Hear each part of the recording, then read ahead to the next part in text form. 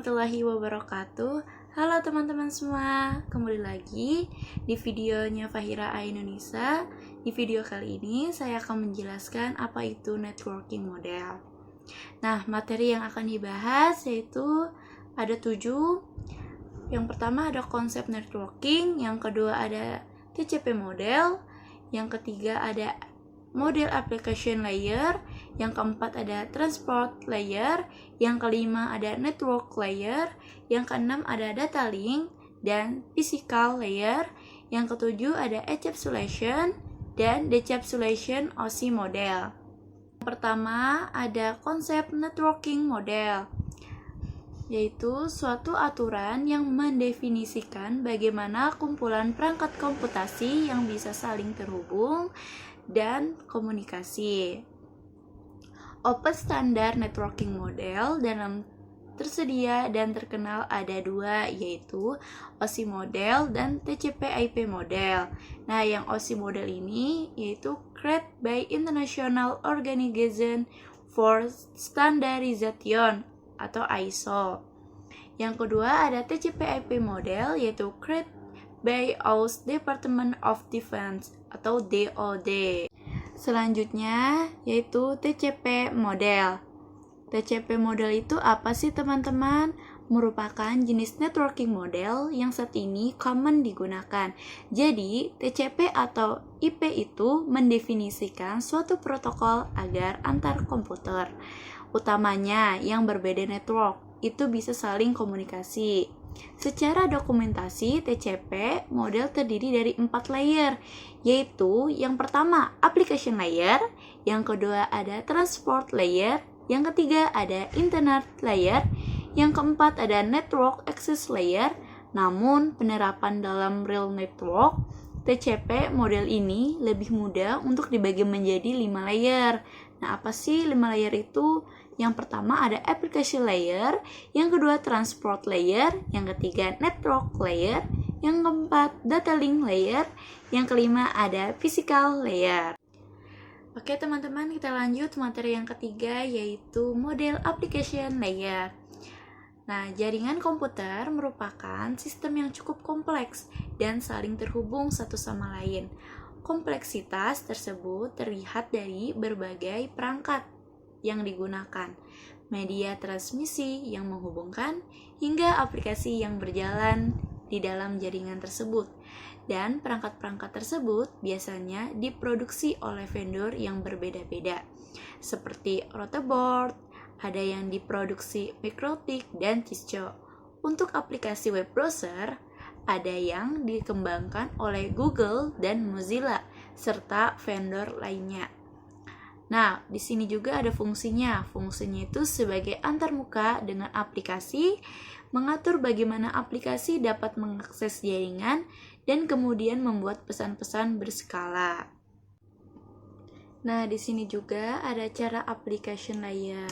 Nah, caranya adalah dengan membuat beberapa lapisan fisik hingga non-fisiknya. Pada setiap lapisan terdapat kumpulan-kumpulan aturan yang harus diikuti oleh setiap komponen agar dapat saling berkomunikasi dengan komponen yang lainnya. Dan di sini ada tujuannya yang dapat kita sederhanakan bahwa dibuatnya networking model adalah sebagai acuan aturan yang harus diikuti oleh pembuat perangkat vendor. Oke teman-teman, kita lanjut lagi. Nah, di sini itu ada contoh application layer. Nah, di situ ada gambarnya. Kalian bisa lihat ada urutannya juga. Nah, yang pertama itu ada HTTP, protokol untuk membuka dan menampilkan website antar browser dan server. Versi amannya HTTPS. Yang kedua ada FTP, yaitu protokol untuk mengirim upload dan mengirim download file dari server. Yang ketiga ada SMTP. Nah, SMTP itu apa sih? Protokol untuk mengirim email dari klien ke server atau antar server email.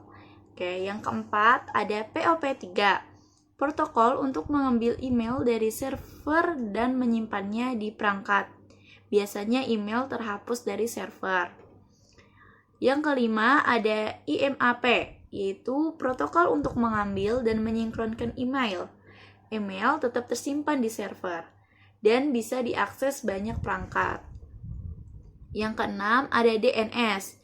DNS itu protokol yang menerjemahkan nama domain seperti google.com menjadi alamat IP. Yang terakhir yaitu ada SSH. SSH itu protokol untuk mengakses dan mengelola server dari jarak jauh secara aman, terenkripsi. Oke, kita lanjut materinya teman-teman, yaitu ada transport layer. Lapisan keempat OSI adalah lapisan krusial yang bertanggung jawab atas komunikasi end-to-end, pengelolaan sesi dan pengiriman data andal atau cepat antara pengirim dan penerima.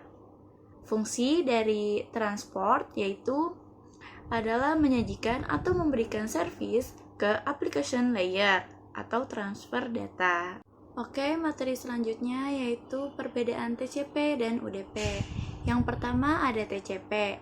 TCP adalah singkatan dari Transmission Control Protocol, yaitu protokol komunikasi pada jaringan komputer yang berfungsi mengatur pengirim data agar sampai dengan lengkap, berurutan, dan tanpa kesalahan. Yang kedua ada UDP, adalah singkatan dari User Datagram Protocol, yaitu protokol komunikasi pada jaringan komputer yang berfungsi mengirimkan data dengan cepat tanpa memastikan apakah data tersebut sampai dengan lengkap atau berurutan. Oke, kita lanjut, yaitu ada network layer. Sering disebut internet layer dalam model TCP, adalah lapisan ketiga yang bertanggung jawab untuk pengalamatan logis, IP address, dan perotean routing pada data melintasi berbagai jaringan agar sampai ke tujuan yang tepat. Lapisan ini bekerja menggunakan protokol IP, yaitu Internet Protocol, untuk menentukan jalur terbaik bagi data. Selanjutnya, network layer dibagi menjadi dua. Yang pertama addressing dan routing. Yang pertama ada addressing atau pengalamatan. Addressing adalah proses memberikan identitas unik kepada setiap perangkat dalam jaringan global, agar data tahu persis kemana ia harus pergi. Di network, kita menggunakan IP address atau alamat IP. IP address digunakan untuk menunjukkan yang pertama perangkat asal atau pengiriman data, yang kedua ada perangkat tujuan atau menerima data. Tanpa adanya alamat IP, yang pertama, data tidak memiliki tujuan yang jelas. Yang kedua, ada perangkat tidak bisa diidentifikasi di dalam jaringan. Di sini juga ada contoh IP address. Yang pertama, ada 192.168.1.10. Yang kedua, ada 8.8.8.8.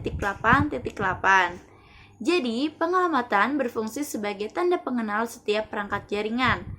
Ibaratnya seperti alamat rumah pada sebuah surat. Oke, yang kedua ada routing, route pengiriman. Routing adalah proses pemilihan jalur terbaik untuk memindahkan paket data dari sumber ke tujuan melintasi jaringan-jaringan yang saling terhubung. Alat yang melakukan tugas ini disebut router. Nah, di sini juga ada langkah kerja router. Yang pertama, mengecek alamat IP tujuan. Yang kedua, membandingkan dengan tabel rute. Yang ketiga, menentukan jalur selanjutnya. Yang keempat, mengirim paket ke jalur tersebut. Selanjutnya ada data link layer. Data link layer itu apa sih teman-teman? Data link layer adalah lapisan tautan data pada model TCP. Adalah lapisan terbawah yang bertanggung jawab mengatur pengirim data antar perangkat fisik dalam satu jaringan lokal yang sama. Nah, fungsinya mengubah paket dari layer network IP menjadi frame fisik dan menangani aliran data atau flow control, serta kesalahan error detection. Oke, selanjutnya ada physical layer. Pada model TCP, seringkali digabungkan dalam network access layer. Adalah lapisan terbawah yang bertanggung jawab untuk mengubah data digital atau bit menjadi sinyal fisik seperti listrik, cahaya, atau gelombang radio dan mengirimkannya melalui media transmisi seperti kabel UTP, serat optik, atau nirkabel Wi-Fi. Nah, di sini juga ada fungsi utamanya, yaitu mengirim dan menerima sinyal fisik, menetapkan kecepatan data, mode komunikasi, simplex atau duplex, dan sinkronisasi. Materi selanjutnya ada encapsulation, itu proses membungkus data dengan header pada data di setiap layernya. Bagaimana proses encapsulation terjadi? Misalnya, saat kita mengirim pesan melalui internet. Nah, yang pertama ada application layer, data dibuat oleh aplikasi, contohnya pesan dari browser atau chat. Yang kedua ada transport layer, data ditambahkan informasi seperti nomor port dan bungkus menjadi segmen TCP atau UDP. Yang ketiga ada network. Network layer ditambahkan IP address pengirim dan penerima lalu menjadi paket. Nah, yang selanjutnya ada data link layer, ditambahkan MAC, address, dan FCS, lalu menjadi frame. Selanjutnya ada physical layer. Frame diubah menjadi bit 0 dan 1 dan dikirim sebagai sinyal. Oke teman-teman, kita lanjut materinya. Di sini ada decapsulation. Decapsulation adalah proses yang terjadi pada perangkat menerima seperti komputer atau server kita, di mana setiap lapisan atau layer dalam model OSI membuka dan menghapus informasi kontrol, header, atau trailer yang ditambahkan oleh pengirim. Nah, di situ juga ada prosesnya.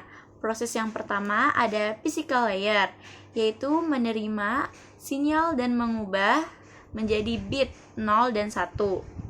Yang kedua ada data link layer, mengecek frame dan melepas head atau trailer. Yang ketiga ada network layer, yaitu mengecek IP address lalu melepas header IP. Yang keempat ada transport layer. Transport layer mengecek post dan melepas header transport. Yang terakhir yaitu ada application layer, yaitu data diterima dan dibaca oleh aplikasi. Materi selanjutnya ada OSI model. Model Open System Interconnection (OSI) adalah kerangka kerja konseptual yang menstandarisasi fungsi sistem komunikasi jaringan menjadi 7 lapisan layer yang berbeda. Dikembangkan oleh ISO pada tahun 1984. Model ini membagi proses komunikasi data yang kompleks menjadi tahapan yang lebih kecil dan terkelola. Oke, di sini ada tahapannya dari yang tertinggi ke yang terendah. Layer ketujuh ada application, antarmuka antara pengguna dan jaringan. Contohnya ada HTTP, FTP, dan SMTP. Yang kedua ada layer ke-6 yaitu presentation, mengubah, mengenkripsi, dan mengompresi data. Contohnya SSL atau TLS dan JPEG. Layer ke-5 ada session, yaitu mengelola sesi koneksi, menjaga, dan memutus koneksi. Layer ke-4 ada transport, yaitu mengatur aliran data, mendeteksi atau memperbaiki kesalahan, dan menggunakan protokol TCP atau UDP. Layer ketiga yaitu network, menentukan rute terbaik routing dan menggunakan alamat IP. Yang kedua ada layer kedua ada data link, mengatur pengalamatan fisik MAC address dan deteksi kesalahan. Layer pertama yaitu ada physical, yaitu mengirimkan data mentah atau bit melalui media fisik, kabel, sinyal, radio. Teman-teman, segitu saja video untuk hari ini. Semoga bermanfaat buat teman-teman semua. Dan saya pamit. Wassalamualaikum warahmatullahi wabarakatuh.